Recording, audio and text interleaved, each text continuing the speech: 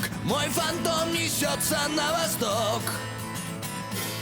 Делаю я левый поворот. What you're hearing right now is a Russian song that was very popular across the post-Soviet space, despite being written decades earlier, in the early 60s. But this song wasn't about a soldier, or a tank, or even a Soviet hero. No, it was about an American fighter jet.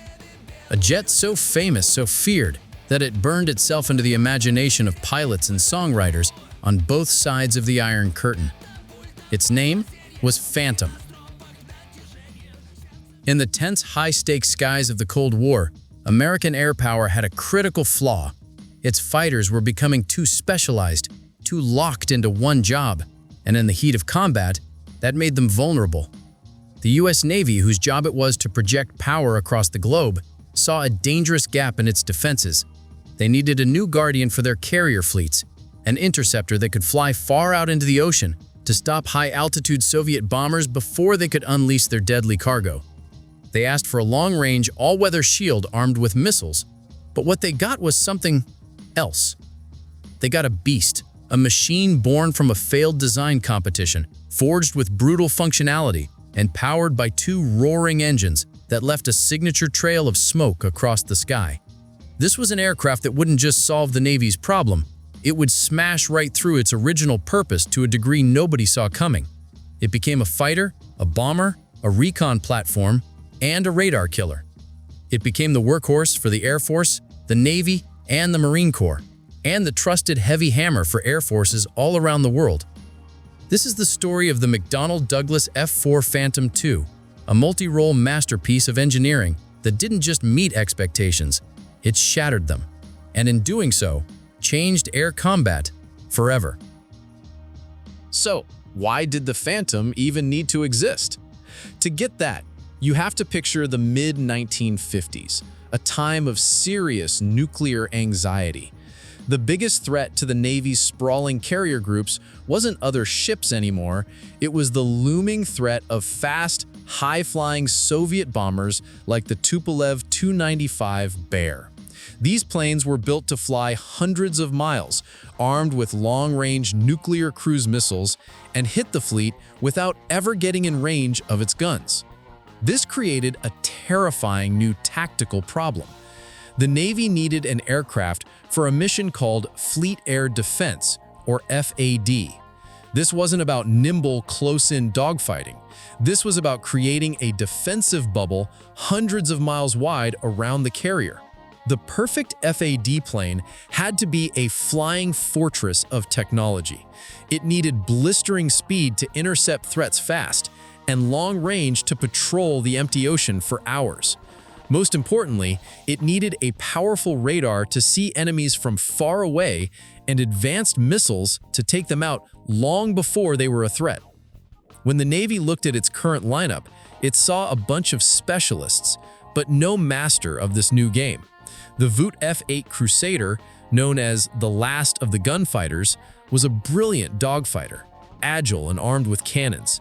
But its smaller radar and focus on close-quarters combat made it the wrong tool for the job. Then there was the Douglas F-4D Skyray, a gorgeous delta-wing interceptor with an amazing climb rate, but it was a point defense fighter with very little range. And then there was the McDonnell F-3H Demon, an earlier attempt at an all-weather missile fighter. While it introduced ideas like carrying the new AIM-7 Sparrow, it was cursed with a single, underpowered engine that crippled its performance. The Navy was facing a crisis. Its planes were short-range dogfighters or underpowered interceptors. None of them had the holy trinity needed to stop the new Soviet threat: the speed, the range, and the advanced sensor and missile combo to guard the fleet. The sky was open, the fleet was vulnerable, and the Navy needed a new weapon. After losing a bid for a different Navy fighter, McDonnell Aircraft started a bold private project. Instead of designing for a narrow requirement, they asked pilots, mechanics, and strategists what they really needed. Their answer wasn't elegant or pretty. It was a brutal masterpiece of function over form, a machine that made no apologies for what it was. It was first called the F-4H-1, but it would soon earn its legendary name, the Phantom. The heart of this new beast was its power plant, not one, but two gigantic General Electric J79 turbojet engines. That decision alone was revolutionary. Giving a fighter two engines of this size gave it a massive reserve of power. Together, they could generate nearly 36,000 pounds of thrust with the afterburners lit, rocketing the huge airframe to over Mach 2.2.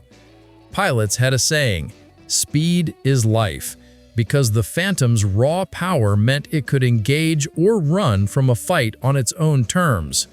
It also gave naval pilots something priceless when flying over unforgiving oceans: a backup engine. All that power, however, created some serious aerodynamic headaches. Early tests showed the plane had stability problems. To fix it without a total redesign, engineers cranked the outer wing panels upward by 12 degrees, a feature called dihedral. To improve control, especially when pulling up hard, they also angled the huge all-moving tail planes downward by 23 degrees. That's called anhedral. This combo of bent-up wings and a droopy tail gave the Phantom its unique, aggressive look. And for the terrifying challenge of landing on a carrier, they added a system called boundary layer control, which blew high-pressure air from the engines over the flaps, allowing for safer, slower landing speeds. But the Phantom's brain was just as important as its brawn. Tucked into its big round nose was the Westinghouse AN/APQ-72 radar, a huge leap forward in technology. This radar was so powerful and demanding that it required a second crew member, giving birth to the two-seat design that would define the Phantom. Behind the pilot sat the Radar Intercept Officer, or RIO in the Navy, or the Weapons Systems Officer, or WSO in the Air Force. This team could fly, navigate, and fight all at once. The radar allowed the Phantom to do what its predecessors couldn't: fight beyond visual range, or BVR. The whole idea was to find and destroy an enemy with radar-guided AIM-7 Sparrow missiles from miles away. This concept also led to one of the Phantom's most infamous features. It had no internal gun. The theory at the time was that missiles were the future and guns were relics. The Phantom was meant to be a pure missile truck, and it could carry a mind-boggling amount. With 9 external hardpoints, it could haul over 18,000 pounds of weapons, more than a World War II B-17 bomber. With its twin engines, game-changing radar, 2-man crew, and massive payload, the Phantom wasn't just another fighter. It was a total rethink of what a fighter could be. It was heavy, it was complex, and it was about to be put to the ultimate test. The F-4 Phantom officially entered service with the U.S. Navy in 1961, ready to defend the fleet. But as America's involvement in Southeast Asia grew, the Phantom was thrown into a war that would both forge its legend and expose every single one of its flaws. The U.S. Air Force, initially reluctant, was ordered by Defense Secretary Robert McNamara to adopt the Phantom, and it quickly became the main air superiority fighter for all 3 services over Vietnam. Here, in the skies over North Vietnam, the Phantom's multi-role genius was unlocked, mostly out of necessity. With its massive payload, it turned out to be a phenomenal ground attack aircraft. It became a devastating bomber, dropping tons of bombs and napalm on everything from the Ho Chi Minh Trail to industrial targets. It flew close air support for troops on the ground and acted as a high-speed reconnaissance plane. It quickly earned its reputation as the workhorse of the air war. But the air-to-air fighting over Vietnam was a brutal reality check for that kill-from-a-distance idea. The rules of engagement often forced pilots to visually identify their targets before shooting, which completely erased the Phantom's long-range missile advantage and threw it into the exact kind of dogfights it was designed to avoid. Its opponents were the small and nimble cannon-armed Soviet MiG-17 and the supersonic MiG-21. In these tight-turning battles, the Phantom's weaknesses were painfully obvious. It wasn't as maneuverable, and its powerful J-79 engines left a thick, black trail of smoke that basically announced its presence from miles away. The biggest flaw, though, was the one the old-school pilots had warned about: the lack of a gun. Early air-to-air missiles, like the radar-guided AM-7 Sparrow and the heat-seeking AM-9 Sidewinder, were notoriously unreliable in the hot, humid air of Southeast Asia. Pilots would get into a perfect firing position only to have their missiles fail to launch or go completely haywire. With no gun to fall back on, they were sitting ducks. The losses mounted, and the kill ratios were not looking good. But this is where the Phantom's story becomes one of adaptation. The first rough fix for the gun problem was strapping on external gun pods, but they were inaccurate and created drag. The real solution came with the F-4E model for the Air Force, which finally integrated a 20mm M61 Vulcan rotary cannon right under the nose. Tactics evolved too. In response to the poor results, the Navy created the United States Navy Fighter Weapons School in 1969. You know it as TOPGUN. There, pilots learned to fight the Phantom to its strengths. Instead of trying to outturn a nimble MiG, they were taught to use the Phantom's incredible engine power to fight in the vertical, using its superior energy to climb and dive on their opponents. Phantom crews also became masters of trickery. On January 2, 1967, Colonel Robin Olds, a legendary World War II ace, planned and led Operation Bolo.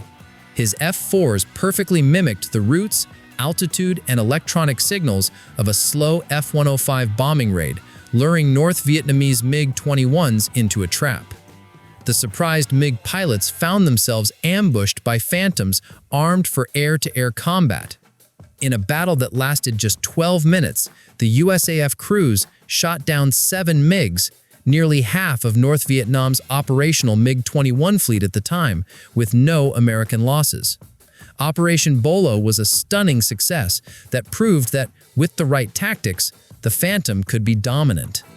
The Vietnam War was the Phantom's crucible. It went in as an interceptor and came out a battle-hardened, far more lethal multirole weapon. After Vietnam, the Phantom wasn't done, not by a long shot. Its story went global. Having proven how tough and versatile it was, it became one of the most widely exported Western fighters of the Cold War, serving in the air forces of 11 other nations. It became a cornerstone of NATO and a symbol of American military partnership. Each country adapted the Rhino to its own needs, creating a whole family of different variants. In Europe, West Germany used the F-4 as its main interceptor and fighter bomber for decades, only retiring its last Phantoms in 2013. Japan built its own version under license, the F-4EJ for air defense.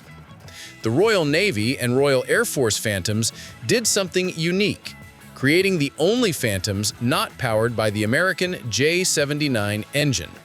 The Royal Navy and Royal Air Force Phantoms were fitted with British-made Rolls-Royce Spey turbofans. This required a major redesign of the back of the plane to fit the wider engines, but it gave the British Phantoms more thrust, which was especially useful for taking off from smaller British aircraft carriers. As the Phantom got older, its amazing airframe proved it could learn new tricks. The most dangerous of these was the Wild Weasel mission. The F-4G variant was built specifically for suppression of enemy air defenses, or SEAD. These were the hunters, tasked with flying ahead of the bombers to bait, find, and destroy enemy surface-to-air missile sites. With its 2-man crew, the F-4G was perfect for this intense job. The pilot flew the plane, while the EWO in the back managed the complex electronics needed to sniff out enemy radar. During Operation Desert Storm in 1991, the F-4G Wild Weasels were indispensable. They were often the first planes in and the last to leave, flying thousands of missions and destroying hundreds of Iraqi radar sites, clearing the way for coalition forces to dominate the air. The Wild Weasel was the ultimate evolution of the Phantom, a 1950s interceptor transformed into a 1990s electronic warfare specialist, performing one of the most critical and dangerous missions in modern warfare. By the 1980s and 90s, the F-4 was gradually replaced in American frontline service by a new generation of jets, many of which owed their existence to the lessons learned from the Phantom.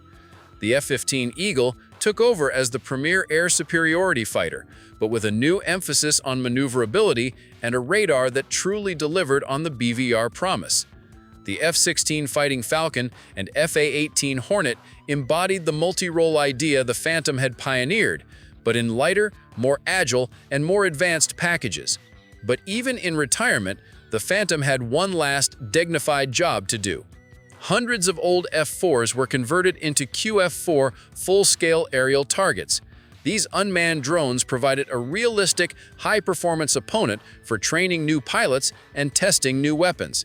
The very last unmanned flight of a QF-4 happened on August 17, 2016, and the type was officially retired from U.S. military service that December, ending a career that spanned nearly 6 decades. The Phantom's influence is undeniable. It proved the value of a powerful, adaptable airframe. It cemented the two-person crew concept for complex fighter missions. Its struggles in Vietnam drove home the need for a cannon and sparked the creation of advanced pilot training like Top Gun. It was the first plane to truly prove that one design could excel as an interceptor, a fighter, and a bomber. Early in its career, it set 15 world records for speed and altitude, showing off its raw performance. It was an engineering testament to brute force, adaptability, and sheer longevity. So, what's the final verdict on the F-4 Phantom? It was more than good. It was a game changer. It wasn't born a masterpiece. It was born a specialist, a fleet defense interceptor for a very specific threat. But through the brutal trials of war and the relentless ingenuity of the engineers and pilots who flew it, it was forged into a legend. It was smoky, it wasn't the most nimble fighter, and its original design had a major flaw, but its raw power, toughness, and incredible versatility allowed it to dominate the skies for a generation.